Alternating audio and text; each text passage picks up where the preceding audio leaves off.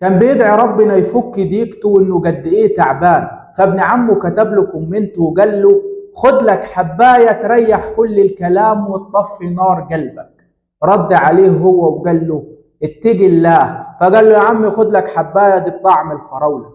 انا عايز اقول لكم يا جماعه ان الشاب ده من ساعات بسيطه ما خدش حبايه واحده، خد 2. السلام عليكم ورحمة الله وبركاته. الشاب اللي في الصورة قدامكم ده اسمه مصطفى محمد من أحد قرى محافظة الدقهلية. حسب كلام أصدقائه والمقربين منه إنه شاب محترم طيب دايما بيسعى في الخير وملتزم، ورغم الضغوطات والصعوبات والألم اللي مر عليه في حياته إلا إنه دايما كان متمسك بالأمل، وده اللي كان واضح في منشوراته. مصطفى كان محب للكل، دايما بيساعد الناس المحتاجة ودايما تلاقيه في الخير، لحد ما من فترة مر بأزمة مالية معرفش إيه تفاصيلها، المهم وقع في دين. للأسف مع الوقت معرفش يسد الدين ده ولا حد ساعده في سداده، واللي استغربته أكتر واتضايقت منه إن الدين ده كان 15,000 بس طبعا الناس اللي كانت ليها فلوس عنده كان دايما تطالبه، وهو تعب من كده مع الضغوطات اللي اتعرض ليها، فكتب على صفحته أكتر من منشور إن هو تعبان ويا ريت الناس تدعي له. ضاق الخناق عليه، حتى الناس اللي كانت بتتواصل معاه تطمن عليه كان بيشتكي له منه تعبان ومش قادر يتحمل أكتر من كده، لحد ما نزل منشوره بيقول يا رب تعبان ونار في قلبي بسبب الضيقه والالم اللي انا فيه. يرد عليه واحد من اللي شافوا المنشور على صفحته، بدل ما يقول امين وراه او يدعي له او يجبر بخاطره باي كلمه او حتى يسكت خالص، للاسف كتب له وقال له خد لك حبايه زي ما انتم شايفين كده، قال له هتريحك خالص وهتطفي النار. فمصطفى رد عليه وقال له يا اخي اتقي الله، برضه استهتر بكلامه واستهزأ بالحالة اللي هو فيها، وقال له يا عم دي بطعم الفراولة وهتعجبك. للأسف لما دورنا على الشخص ده وسألنا عليه، المصيبة انه طلع ابن عم مصطفى. تخيل لما ابن عمك يشوفك في أزمة، يشوفك تعبان، يشوفك بتعاني، وده يكون رده عليك. أنا عايز أقول لك إنه مصطفى طلع في بث مباشر ودعا على اللي وصلوا لكده، وما خدش حباية واحدة بس، ده أخد 2. رحمة الله عليه. أنا مش مأيده في اللي عمله، أنا ضده تماما، لأن ده مش حل، ده استسلام للشيطان، ده يأس من رحمة الله، لأنه مهما اشتد الألم والتعب فرج ربنا قريب. لكن عتابي هنا على الناس اللي استهترت واستهزأت بتعبه، بالعكس زجته ودلته على الشر. كان ممكن تجبر بخاطره بأي كلمة، كان ممكن تروح له وتقعد معاه وتشوف ايه مشكلته وتصبر، وحتى لو مش هتعمل ليه حاجة على الأقل قول له خير. الرسول صلى الله عليه وسلم قال من كان مؤمنا بالله واليوم الآخر فليقل خيرا أو ليصمت. يعني لا انت قلت أمين على الدعاء بتاعه، ولا دعيت له بالخير، ولا جبرت خاطره بأي كلمة، بل بالعكس في وقت ضعفه، في وقت تعبه، في وقت ما هو بيعاني وعلى آخره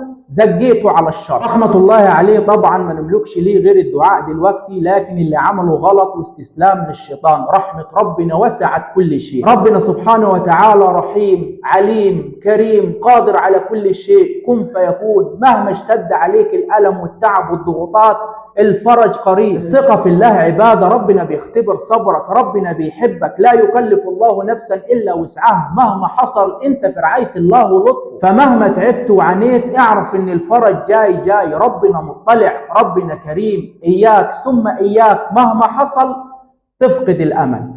بس كده، أشوفكم على خير، والسلام عليكم ورحمة الله وبركاته.